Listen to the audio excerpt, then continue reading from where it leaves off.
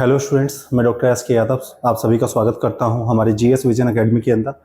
तो डियर, जैसा कि आप लोग जानते हैं कि वन दरोगा की जो वैकेंसी हैं वो आ चुकी हैं हमारे पास यूके ट्रिपल एससी के द्वारा, और उसके अंदर हमारे पास में बहुत ज़्यादा होड़ मची हुई है कि हम क्लासेस करें तो कैसे करें। हम सिलेबस हमने देख लिया है, अब कैसे पढ़ें कैसे ना पढ़ें।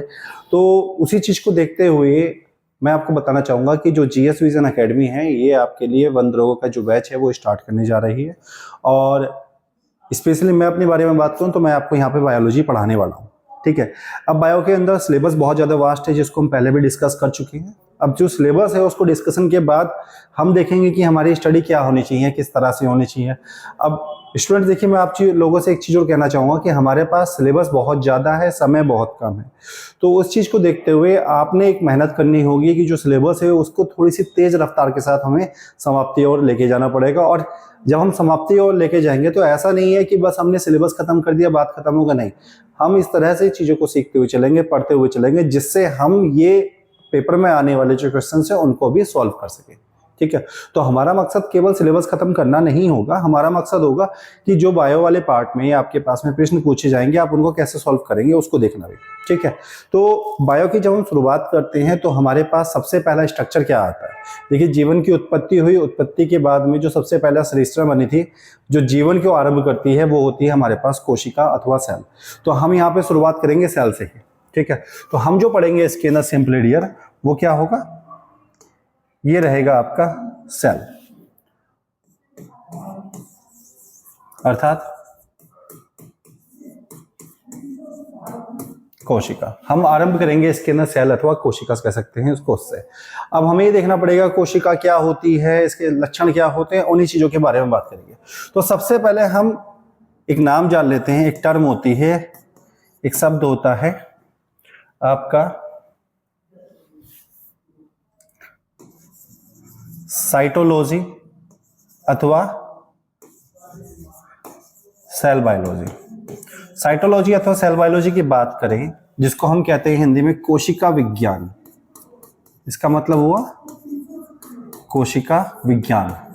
अब जो कोशिका विज्ञान है ये क्या है, कोशिका विज्ञान होता है स्टडी ऑफ सेल, कोशिका का अध्ययन। जब आप कोशिका का अध्ययन करते हैं तो वो कहलाता है सेल बायोलॉजी।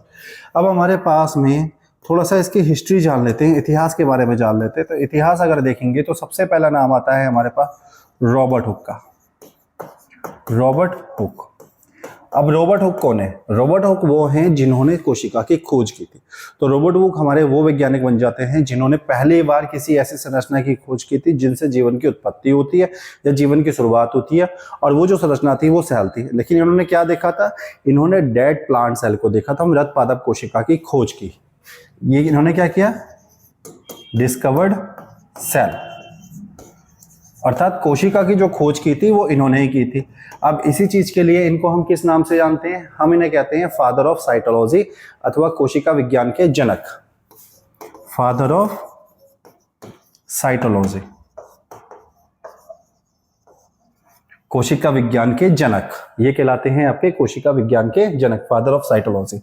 अब विशेष चीज क्या है कि इन्होंने किस प्रकार की कोशिका की खोज की थी? इन्होंने जो है डेड प्लांट सेल की खोज की थी। इन्होंने डेड प्लांट सेल की खोज की थी।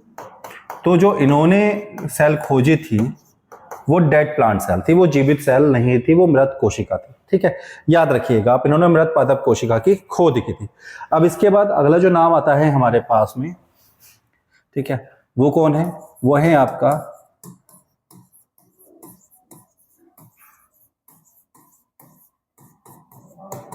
एवी लीवेनहॉक। ठीक है, एवी लीवेनहॉक की बात करें तो एवी लीवेनहॉक वो वैज्ञानिक थे जिन्होंने पहली बार जीवित कोशिका की खोज की थी। लेकिन बात यह थी कि इन्होंने अपनी खोज के दौरान कोशिका शब्द का उपयोग किया ही नहीं था। इन्होंने जिन चीजों को देखा था उन चीजों को इन्होंने नाम दिया था छोटे छोटे सूक्ष्म जंतु, अर्थात एनिमल्क्यूल्स। अब इन्होंने जिन एनिमल्क्यूल्स की बात की थी वो क्या थे? तो वो ऐसे हमारे पास में एक कोश के जीव थे या एक कोशिका थी जिनको आप नग्न आंखों से नहीं देख सकते। उसको देखने के लिए आपको हमेशा एक माइक्रोस्कोप की आवश्यकता पड़ती है, इसलिए हम इनको कहते हैं father of microbiology, father of microbiology. अर्थात ये कौन है? ये बन जाते हैं आपके सूक्ष्म जीव विज्ञान के जनक। सूक्ष्म जीव विज्ञान, माइक्रोबायोलॉजी का मतलब होता है सूक्ष्म जीव विज्ञान। तो ये हैं आपके सूक्ष्म जीव विज्ञान के जनक। ठीक है, अब इन्होंने क्या किया था? इन्होंने पहली लाइव सेल की खोज की थी। तो पहली जीवित कोशिका किन्होंने खोजी थी? पहली जीवित कोशिका को देखा था एंटोन वॉन ल्यूवेनहॉक ने। ठीक है, जिनको शॉर्ट फॉर्म में हम एवी ल्यूवेनहॉक भी नाम देते हैं। ठीक है, इन्होंने किस किस को खोजा था? इन्होंने स्पर्म, आरबीसी,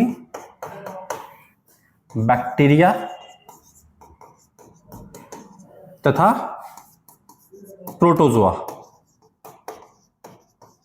प्रोटोजोआ मतलब एक कोश के जो जंतु होते हैं उनको प्रोटोजोआ कहते हैं, को अपने द्वारा बनाए गए माइक्रोस्कोप में देखा था।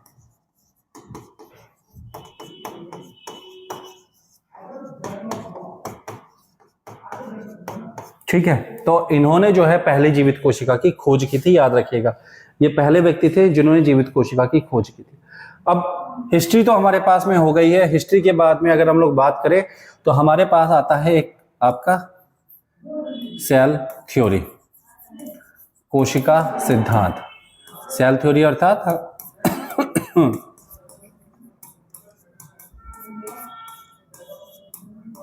कोशिका सिद्धांत।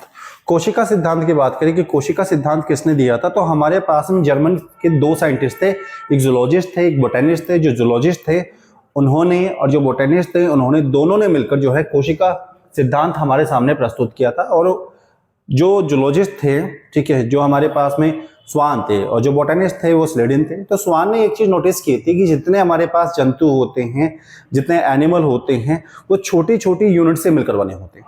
उसी प्रकार के से जो स्लेडिन थे, स्लेडिन ने भी ये देखा था कि जितने भी हमारे पास प्लांट होते हैं, पादप होते हैं, वो भी छोटी छोटी इकाइयों से मिलकर बने होते हैं, जो कि कोशिका थी। तो दोनों ने एक चीज कॉमन देखी, चाहे जंतु हो चाहे आपका प्लांट हो, दोनों के अंदर जो संरचना का निर्माण होता है वो कोशिका के द्वारा ही होता है। ठीक है, और दोनों ने एक चीज और देखी थी कि जो भी हमारे पास में कार्य होता है, जो भी हमारे पास में संरचना का निर्माण होता है, उसके अंदर सीधे तौर पर कोशिका हमारी सम्मिलित रहती है।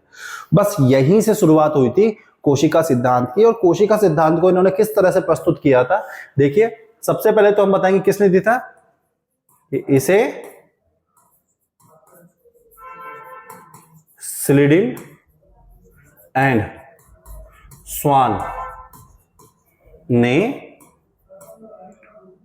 1838 तथा 1839 में दिया था। तो पहली चीज दिया किसने था? स्लेडिन एंड स्वान ने।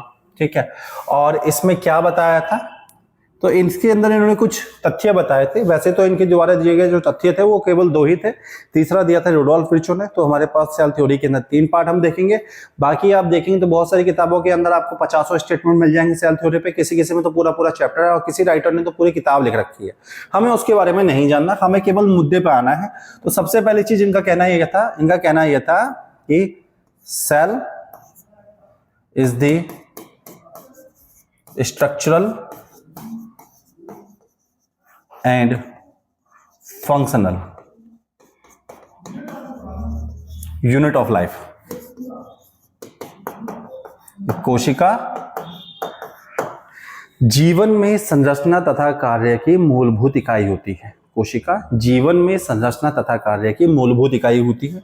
दूसरा स्टेटमेंट की हम बात करते हैं तो दूसरा स्टेटमेंट क्या आता है? दूसरा स्टेटमेंट आया था कि जितने भी जीव हमारे पास उपस्थित है, सभी जीव जो है कोशिका तथा कोशिका के उत्पादों से मिलकर बने होते हैं। कि every organism is made up of cell and its products. अर्थात ये सभी जीव कोशिका तथा कोशिका के उत्पादों से मिलकर बने होते हैं। याद रखिएगा। अब बात करेंगे तीसरा और अंतिम स्टेटमेंट के लिए। तो तीसरा और अंतिम स्टेटमेंट का नाम जो आएगा वो कहां से आएगा? तो हमारे पास एक अतिरिक्त वैज्ञानिक थे जिनका नाम था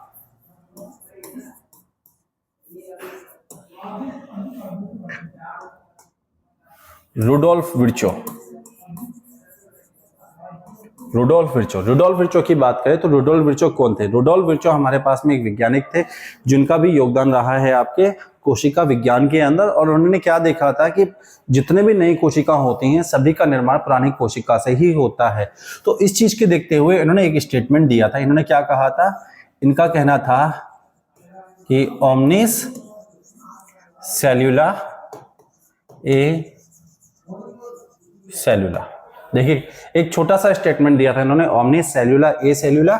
और ये छोटा सा स्टेटमेंट अपने लिए बहुत बड़ी चीज है, क्योंकि अगर आप इसको इंग्लिश में ट्रांसलेट करते हैं तो क्या बन के आता है? इंग्लिश में बन के आता है कि every new cell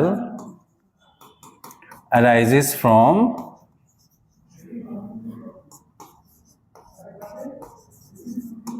pre existing cell. हर एक नई कोशिका का निर्माण पहले से उपस्थित कोशिका से होता है। हर एक नई कोशिका का निर्माण पहले से उपस्थित कोशिका से ही होता है। तो ये था हमारे पास ओमनी सेल्यूला ए सेल्यूला। और ये जो स्टेटमेंट है ना डियर, ये आपके लिए बहुत ज्यादा इंपॉर्टेंट है। ये बहुत ज्यादा इंपॉर्टेंट है। और इंपॉर्टेंट किस बिहाफ पे है? क्योंकि ये जितने भी आपके बायोलॉजी से रिलेटेड कॉम्पिटिटिव एग्जाम्स होते हैं उनमें ये चीज बहुत ज्यादा पूछा जाता है कि ओमनी सेल्यूला ए सेल्यूला का मतलब क्या है, ओमनी सेल्यूला ए सेल्यूला किसने कहा था, या रुडोल्फ विर्चो ने क्या स्टेटमेंट दिया था कोशिका को लेकर। तो इस तरह के प्रश्न आपसे लगातार पूछे जाते हैं, तो उसके लिए ये सारी जानकारी आपके लिए सफिशिएंट रहेगी। अब ये जो इन्होंने कहा है ना, ये डेफिनेशन हो जाती है रिप्रोडक्शन की। किसकी डेफिनेशन हो जाती है? रिप्रोडक्शन की डेफिनेशन हो जाती है। इसीलिए हम इसको नाम देते हैं लॉ ऑफ लिनेज। ये क्या कहलाता है? इसे लॉ ऑफ लिनेज भी कहते हैं। तो इसको हम लॉ ऑफ लिनेज भी कहते हैं। अब आपसे पूछा जाए लॉ ऑफ लिनेज किसने दिया था, तो आंसर रहेगा रुडोल्फ विर्चो। रुडोल्फ विर्चो का दिया गया लॉ ऑफ लिनेज क्या है, तो उसको हम बताएंगे कि सभी नई कोशिका का निर्माण पहले से उपस्थित कोशिका से ही होता है। और जब ये चीज जनन को रिप्रेजेंट करती है तो यहाँ पे तीसरा स्टेटमेंट आ जाता है। वो क्या आता है कि cell has the power of reproduction. कोशिका में जनन करने की क्षमता पाई जाती है। कोशिका में जनन करने की क्षमता पाई जाती है। तो ये था हमारे पास में तीसरा स्टेटमेंट इसका। तो यहाँ पे सेल थ्योरी हो जाती है समाप्त। सेल थ्योरी समाप्त होने के बाद में जो अगला टॉपिक हमारे पास रहेगा वो रहेगा हमारे पास में, एक तो सबसे पहले सेल है क्या, कोशिका आखिरकार अपने में क्या चीज है। हम बार बार जो बात कर रहे हैं कोशिका, वो किसको कहा जाता है? तो देखिए एक ऐसा अस्तित्व, एक ऐसी एंटिटी जिसके पास में एक हमारे पास में बाह्य आवरण होता है। ये या तो सेल वॉल का बना होगा या ग्लाइकोकैलिस का बना होगा। ये जो बाह्य आवरण है हमारे पास में, ये बाह्य आवरण जीव के जैव द्रव्यों को घेरे रहता है। जैव द्रव्य हमारा कोशिका द्रव्य तथा केंद्रक द्रव्य में विभाजित रहता है और यही अस्तित्व कहलाता है कोशिका अथवा सेल। तो सेल की डेफिनेशन क्या कहलाती है? सेल की डेफिनेशन कहलाती है कि एक ऐसा अस्तित्व जिसमें एक बाह्य आवरण पाया जाता है जो कि प्रोटोप्लाज्म अर्थात जैव द्रव्यों को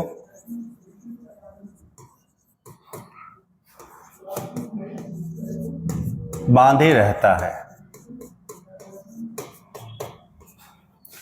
जैव द्रव्य अर्थात क्या है? प्रोटोप्लाज्म।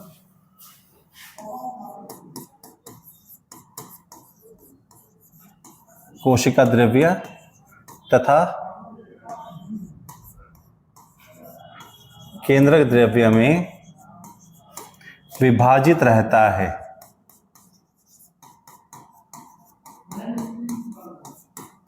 जिनमें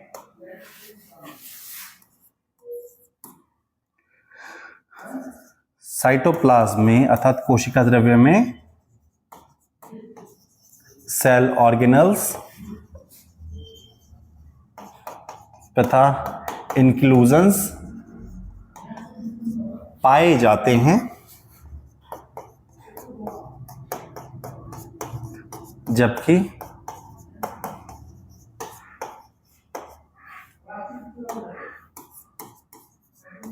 केंद्रक द्रव्य में जेनेटिक मटेरियल अर्थात आनुवांशिक पदार्थ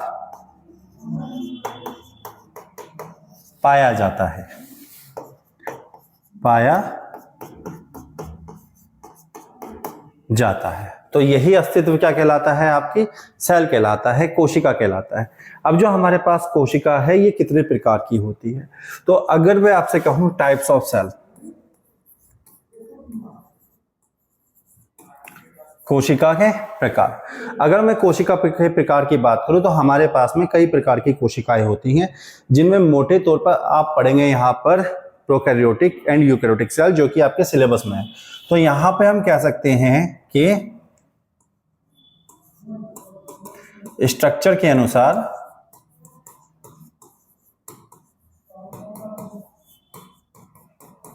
सेल प्रोकैरियोटिक तथा यूकैरियोटिक होती है।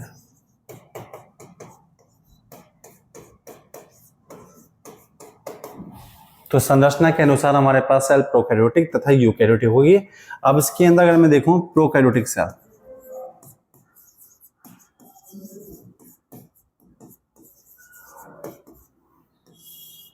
प्रोकैरियोटिक सेल की बात करूं तो प्रोकैरियोटिक सेल कौन सी होती है? तो जो बैक्टीरिया की कोशिका होती है उसको हम प्रोकैरियोटिक सेल कहते हैं, और प्रोकैरियोटिक सेल के अंदर बहुत सारी चीजें पाई जाती हैं और बहुत सारा चीजों का अभाव हमें देखने को मिलेगा। ठीक है, तो बैक्टीरिया की कोशिका प्रोकैरियोटिक सेल कहलाती है। तो जो बैक्टीरिया है इसी की सेल को हम प्रोकैरियोटिक सेल कहते हैं। और ये जो प्रोकैरियोटिक सेल हमारे पास प्रेजेंट है, इसके लक्षण क्या होते हैं? अब लक्षण की बात करें तो इसमें देखिए कि न्यूक्लियस में न्यूक्लियर एनवलप,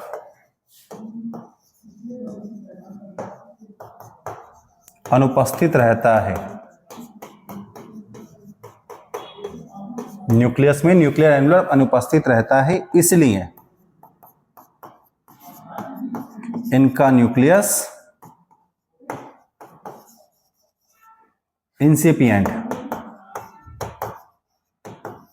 अर्थात अपूर्ण होता है। तो इनका जो न्यूक्लियस है वो अधूरा होता है, अपूर्ण होता है। ठीक है, इसलिए तो अधूरा होता है क्योंकि इनके पास में इसका अभाव रहता है, अनुपस्थित रहता है। ठीक है, दूसरी चीज, ठीक है, कि मेम्ब्रेन बाउंड ऑर्गेनल्स भी नहीं पाई जाती हैं।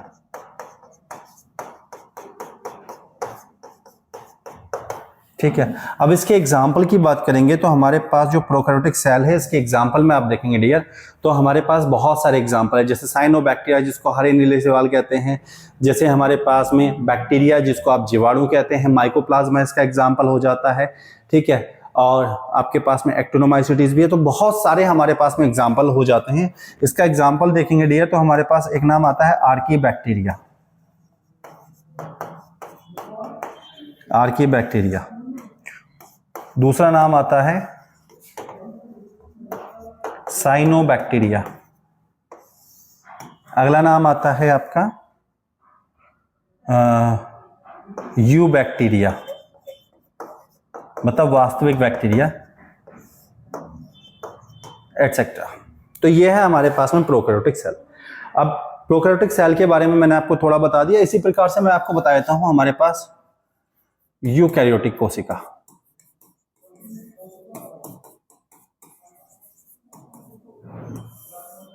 यूकैरियोटिक सेल या यूकैरियोटिक कोशिका। अब यूकैरियोटिक सेल क्या होती है, तो इसके पास भी गुण पाए जाते हैं। ठीक है, सबसे पहले तो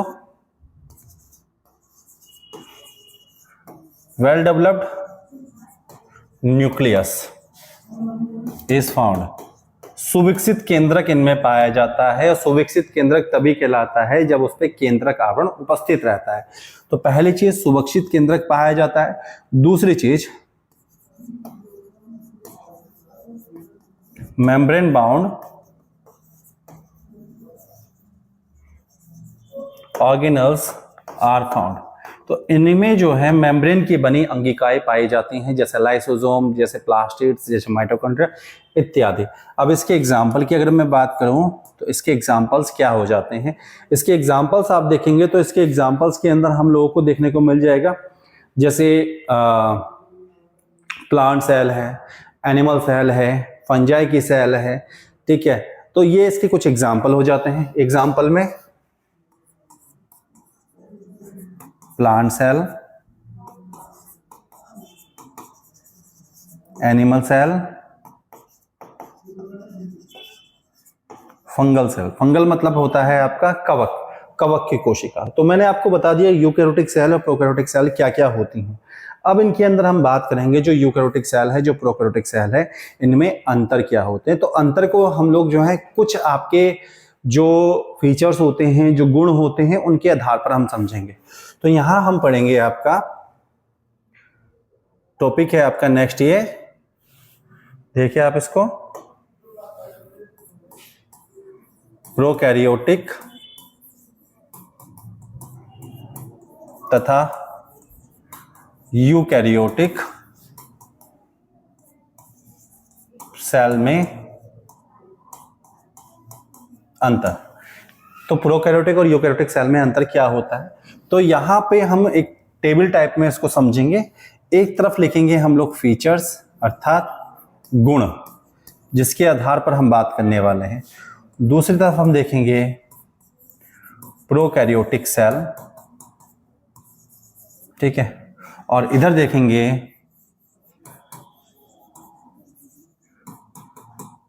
यूकैरियोटिक सेल। अब देखते हैं इनमें क्या क्या अंतर पाए जाते हैं, तो एक एक करके। सबसे पहला है साइज। ठीक है, साइज कितना बड़ा कितना छोटा होता है। तो देखिए हमारे पास में जो प्रोकैरियोटिक सेल होती हैं, इनकी कोशिका की शुरुआत होती है आपके 0.10 माइक्रोमीटर से, और ये 10 माइक्रोमीटर तक के हो सकते हैं। कितने? 0.10 माइक्रोमीटर से 10 माइक्रोमीटर तक। ठीक है, इधर अगर हम बात करें तो यहां पे इनका साइज कितना होता है, इनका होता है 10 माइक्रोमीटर से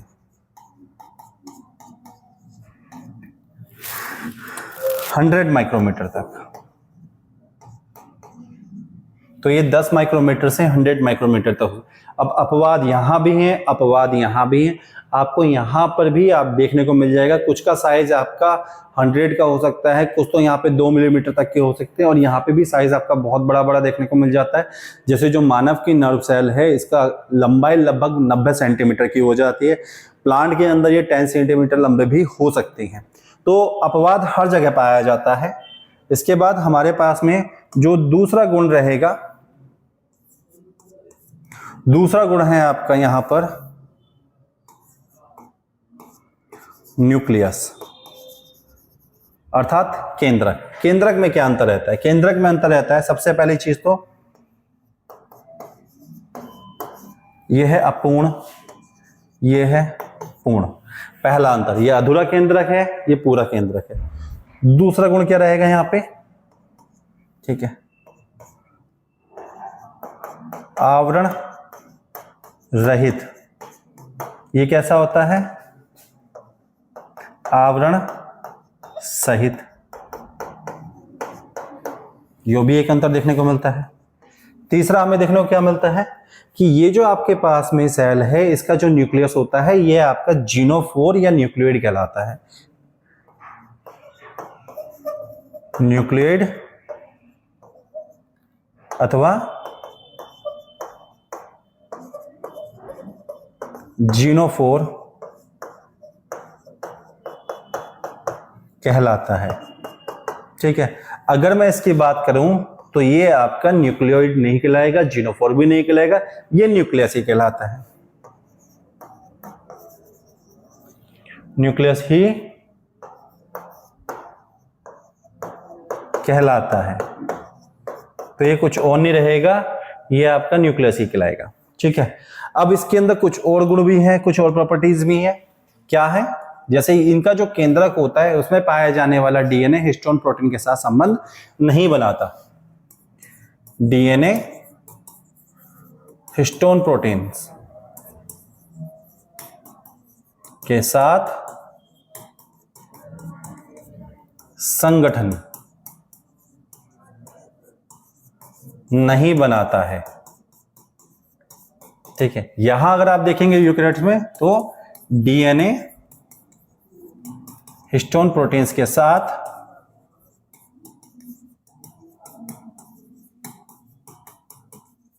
संगठन बनाता है।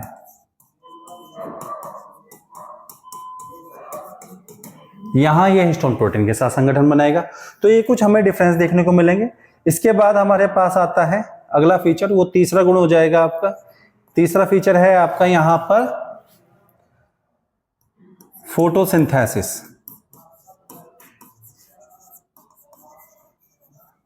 प्रकाश संश्लेषण।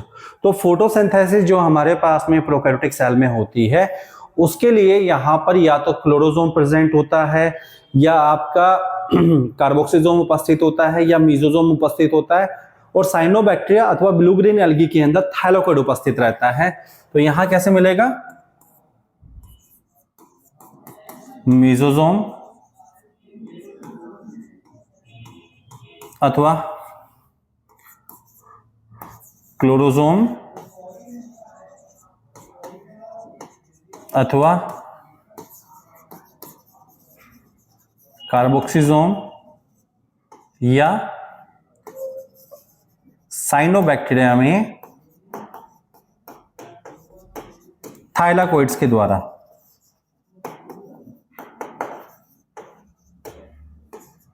ठीक है, अब यहां देखें हम, तो यहां क्या होता है, हमारे पास प्रकाश संश्लेषण पहली चीज तो केवल प्लांट्स में पाया जाएगा, और प्लांट्स में अगर पाया जाता है तो प्लांट्स में केवल और केवल प्लास्टिड्स के अंदर देखने को मिलता है। प्लांट्स में ही पाया जाता है पहली चीज। और किसके द्वारा होता है? प्लास्टिड्स। ठीक है, और प्लास्टिड्स में भी किसमें विशिष्ट रूप से? विशिष्ट रूप से क्लोरोप्लास्ट में घटित होता है। क्लोरोप्लास्ट में ही यह घटित होगा। ठीक है, तो हमें फोटोसिंथेसिस भी देखने को मिल जाती है। फिर अगर हम बात करेंगे नेक्स्ट, इसमें अगर आप आगे देखते हैं तो अगला हमारे पास जो गुण मिलेगा, वो चौथा जो लक्षण मिलता है हमें, चौथा लक्षण आपको देखने को मिलेगा यहां पर राइबोसोम के केस में। जो राइबोसोम है उसको राइबोसोम ही कहते हैं, हिंदी और इंग्लिश दोनों में।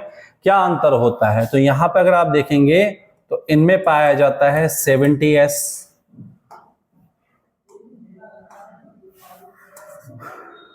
टाइप, और यहां पे कैसा मिलेगा आपको?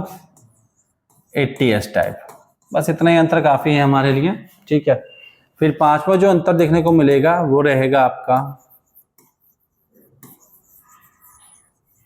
मेम्ब्रेन बाउंड ऑर्गेनल्स, अर्थात ठीक है, मेम्ब्रेन बाउंड ऑर्गेनल्स की बात करें तो मेम्ब्रेन बाउंड ऑर्गेनल्स का मतलब होता है कला से बंधी अंगिकाएं, कला से बनी या कला से बंधी अंगिकाएं।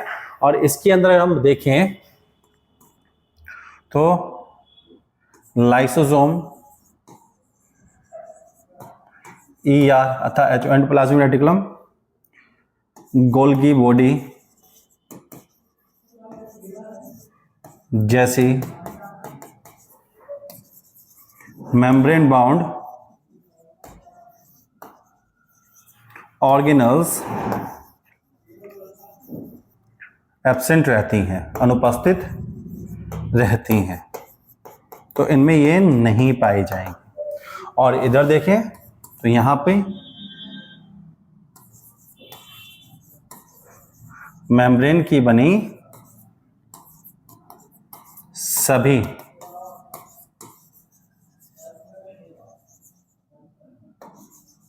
ऑर्गेनल्स पाई जाती हैं।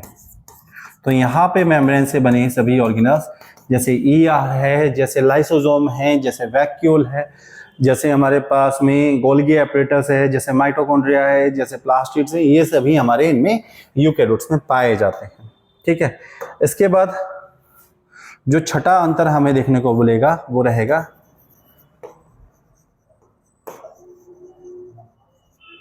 सेल मेम्ब्रेन में। अब सेल मेम्ब्रेन अर्थात कोशिका कला में क्या अंतर हो सकता है? तो कोशिका कला में अंतर यह होता है, ये जो हमारे पास में प्रोकैरियोटिक सेल होती हैं, इन प्रोकैरियोटिक सेल के अंदर क्योंकि माइटोकॉन्ड्रिया आदि नहीं होती हैं, तो इनके ऊपर बहुत सारी चीजों की जिम्मेदारी आती है हमारे सेल मेम्ब्रेन के ऊपर। तो जिस प्रकार से यूकैरियोट्स के अंदर जो श्वसन वाली क्रिया होती है वो माइटोकॉन्ड्रिया में होती है, तो इस क्रिया को घटित किया जाता है यहाँ पर सेल मेम्ब्रेन के द्वारा। तो इसके पास में वो सभी आपके उपयोगी पदार्थ उपस्थित रहेंगे जो कि रेस्पिरेशन में भाग लेते हैं। तो आप कह सकते हैं कि इसमें रेस्पिरेटरी प्रोटीन्स तथा एंजाइम पाए जाते हैं। ठीक है, और यहां पे अगर हम बात करें तो इनकी सेल मेम्ब्रेन में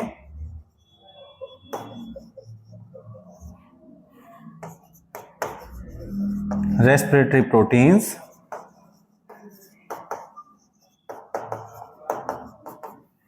तथा एंजाइम्स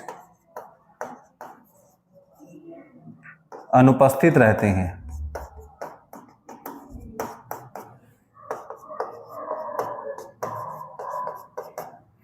तो यहां पे रेस्पिरेटरी एंजाइम्स तथा रेस्पिरेटरी प्रोटीन्स नहीं पाई जाती। ठीक है डियर, आगे हम बात करते हैं यहाँ पे नेक्स्ट।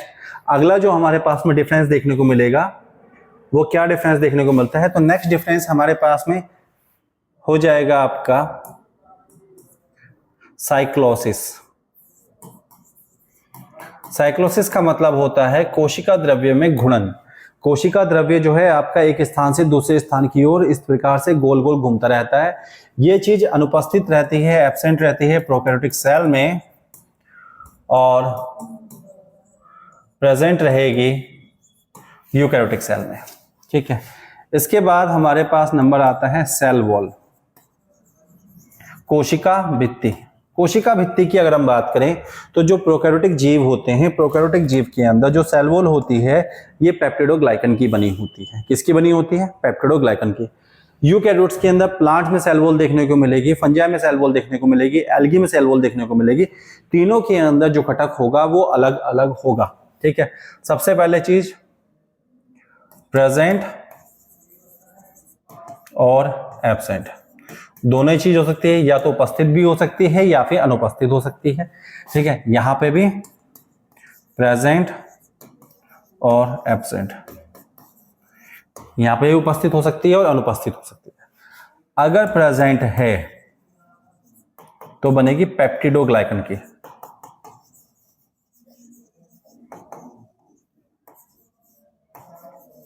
मुख्य घटक होता है। तो इनका जो पेप्टिडोग्लाइकन है वो ही मुख्य घटक होगा। अगर हम यहां पे देखें तो प्रेजेंट जो रहेगी वो किस में रहेगी? Fungi, plant, algae. अब तीनों में किस चीज में पाई जाती है? जो फंजाई है इसके अंदर मिलेगी काइटिन की बनी, प्लांट्स में मिलेगी सेल्यूलोज से बनी,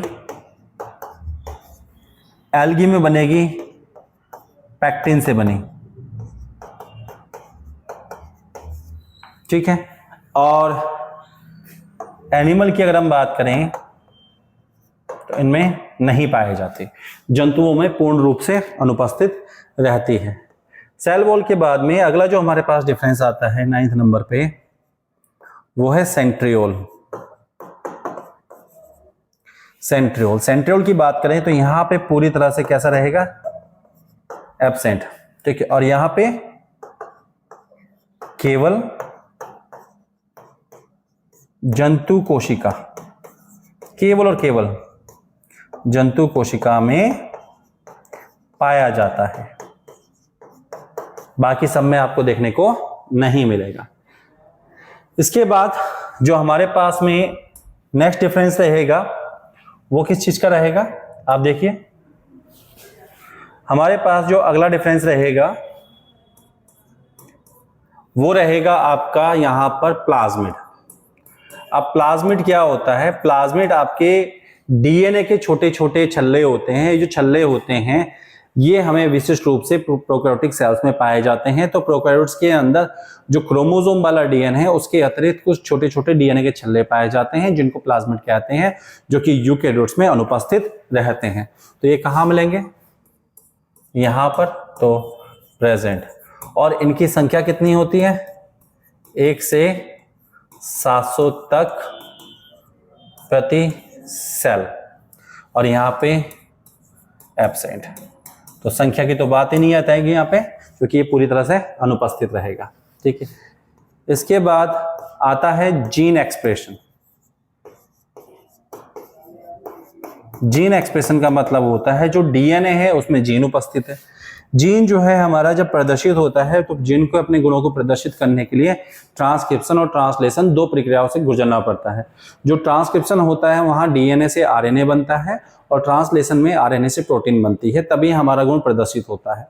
तो जीन एक्सप्रेशन के लिए हमारे पास में इनमें ट्रांसक्रिप्शन और ट्रांसलेशन दोनों ही साइटोप्लाज्म में होगा, जबकि इधर जो ट्रांसक्रिप्शन होगा वो केंद्रक में होगा, जो ट्रांसलेशन होगा वो साइटोप्लाज्म में होगा, ठीक है। तो जीन एक्सप्रेशन में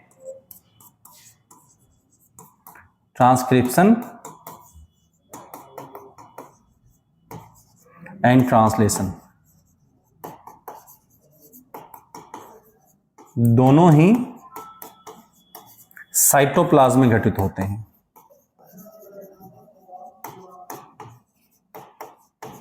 घटित होते हैं। अगर इनकी बात करें तो यहां ट्रांसक्रिप्शन साइटोप्लाज्म में, सॉरी, ट्रांसक्रिप्शन न्यूक्लियस में तथा ट्रांसलेशन साइटोप्लाज्म में घटित होता है।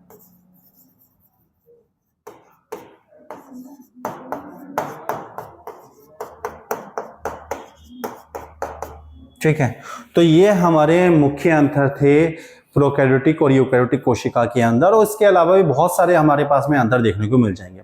तो आशा करता हूँ स्टूडेंट्स की जितनी भी जानकारी मैंने आपको यहाँ पे दी है आप सभी को बहुत अच्छे से समझ में आई होगी, और आप लोगों को समझ में आया होगा कि क्यों हमारे पढ़ाने का तरीका दूसरों से अलग प्रकार का होता है।